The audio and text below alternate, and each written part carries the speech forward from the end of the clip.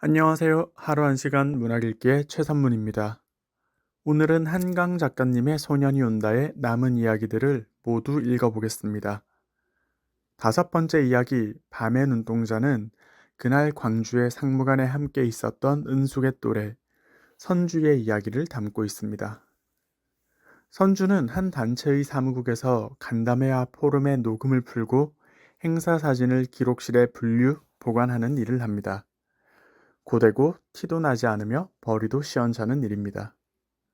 그녀는 그저 주변의 모든 사람과 거리를 둔 채로 살아있기 위해 존재하는 사람 같습니다.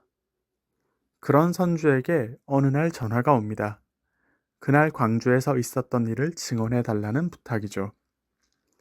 동시에 과거 함께 노조 활동을 했던 성희 언니의 건강이 급속도로 안 좋아졌다는 연락을 받고 10년 만에 그녀를 보러 병원에 찾아가기로 합니다.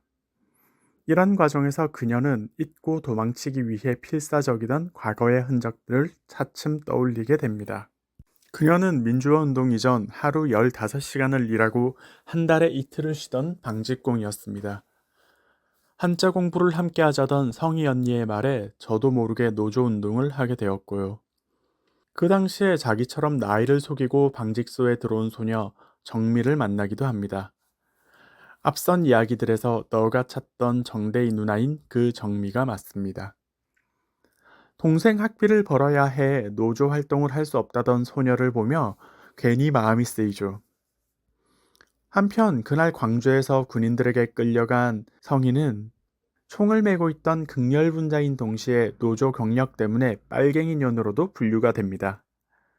때문에 고문과 폭행을 넘어서는 상상조차 하기 힘든 성고문을 받으며 인간에 대한 지독한 불신과 혐오를 품게 됩니다. 시간이 흘려 풀려난 그녀는 끔찍한 삶을 청산하고자 다시 말해 죽기 위해 다시 광주로 향하는데요. 우연히 가톨릭 센터 외벽에 붙은 사진에서 정미가 이미 죽었음을 확인하고 맙니다. 되레 그런 정미의 죽음이 역설적으로 그녀의 고통과 분노의 힘을 일깨어 삶을 살아가게 하죠. 하지만 역시 삶은 그리 쉬운 게 아닌가 봅니다. 이후에 그녀가 살아온 방식이 그 어려움의 방증이라 할 수 있겠습니다. 인상적인 문장들을 읽으며 이야기가 어떻게 전개되는지를 조금 더 살펴볼 수 있겠습니다. 162페이지. 저는 그 폭력의 경험을 열흘이란 짧은 항쟁 기간으로 국한할 수 없다고 생각합니다. 체르노빌의 피폭이 지나간 것이 아니라 몇십 년에 걸쳐 계속되고 있는 것과 같습니다. 부디 저를 도와주십시오. 기억을 더듬어 증언을 보태어 주십시오. 성희에게 계속 거듭하여 증언을 해달라는 윤의 이야기입니다. 방사능 피폭을 당한 지역에서 생물과 물건들이 몇십 년이 지나도 피폭에서 자유로울 수 없는 것처럼 그날 광주의 기억은 오랜 시간이 지나도 결코 닦아낼 수 없는 이전의 형태로 돌아갈 수 없는 것이 되었다고 합니다. 지난 쇠와 피에서는 영혼을 유리에 비유했었고 이번 밤의 눈동자에서는 사건을 피폭에 비유하고 있습니다. 이런 부분들이 바로 한강 작가님의 문학적 역량이 아닌가 싶어요. 그 광주에서의 처절함과 섬찟함이 고스란히 우리에게 전달됩니다. 167페이지. 짧은 입맞춤, 뺨을 어루만지는 손길, 여름에 팔과 종아리를 내놓아 누군가의 시선이 머무는 일조차 고통스러웠다고 증언할 수 있는가? 몸을 증오하게 되었다고, 모든 따뜻함과 지극한 사랑을 스스로 부서뜨리며 도망쳤다고 증언할 수 있는가? 더 추운 곳, 더 안전한 곳으로, 오직 살아남기 위하여. 이어서 174페이지. 그 여름으로부터 20여 년이 흘렀다. 씨를 말려야 할 빨갱이 연놈들. 그들이 욕설을 뱉으며 당신의 몸에 물을 끼얹던 순간을 등지고 여기까지 왔다. 그 여름 이전으로 돌아갈 길은 끊겼다. 끊어졌다. 학살 이전, 고문 이전의 세계로 돌아갈 방법은 없다. 앞서 광주의 일을 체르노빌에 비유했다면 피폭당한 인간의 마음이 어떻게 망가지고 수복 불가능한 상태로 만드는지를 보여주는 이번 이야기를 정리하는 문장이라고 할 수 있겠습니다. 여섯 번째 이야기이자 마지막 이야기는 동호를 잃은 어머니의 이야기를 담고 있습니다. 총에 맞아 피를 너무 흘려서 얼굴이 그렇게 희고 간이 그렇게 가벼웠다던 둘째의 이야기를 아직도 기억합니다. 이후에 서울에서 내려온 첫째 아들은 왜 동호의 발뚝을 잡아 끌고 오지 않았냐 소리치고, 둘째는 형에게 서울에서 아무것도 모르는 채로 있었다며 막말한다고 형을 비난합니다. 둘은 역사를 잡고 싸우죠. 이후 왕래하지 않는 사이가 되고요. 사실 둘째는 어머니와 함께 동호를 찾으러 시청을 찾아가기도 했었고, 둘째는 죽음을 불사하고 동생을 뻐으려고도 했습니다.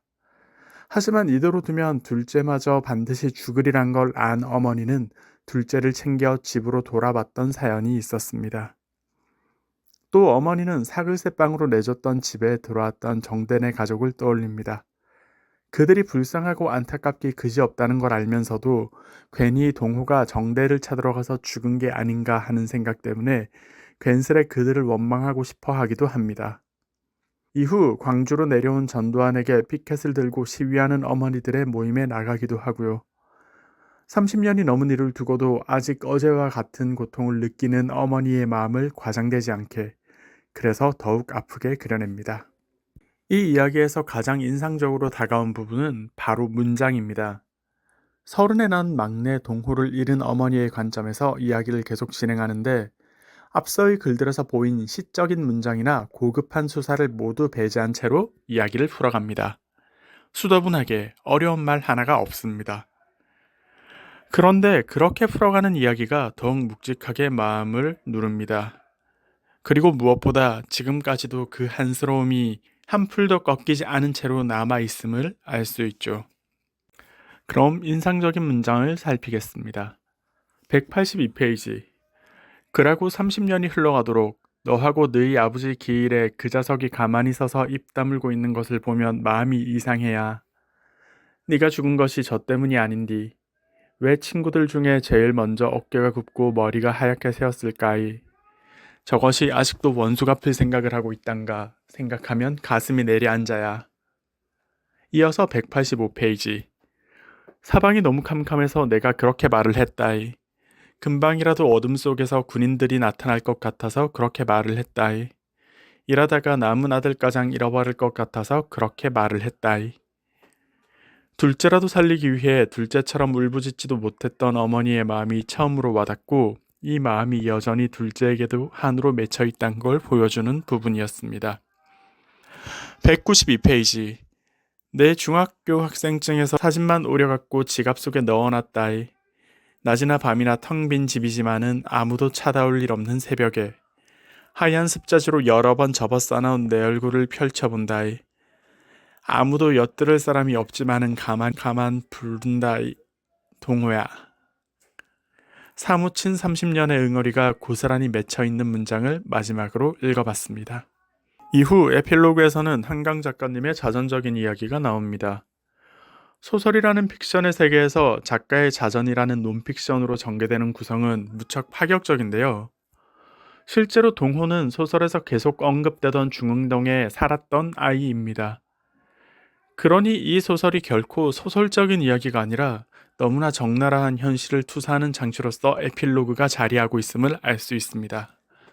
통째로 있었던 사실은 아닐지 몰라도 어느 누군가에게 반드시 벌어졌던, 실제했던 비극임을 방증하고 있죠. 마음으로 와닿는 비극의 현장과 함께 문학적으로도 얼마나 뛰어난 구성으로 이야기가 쓰였는가에 대한 감탄을 마지막으로 한강 작가님의 소년이 온다를 마무리하겠습니다. 감사합니다.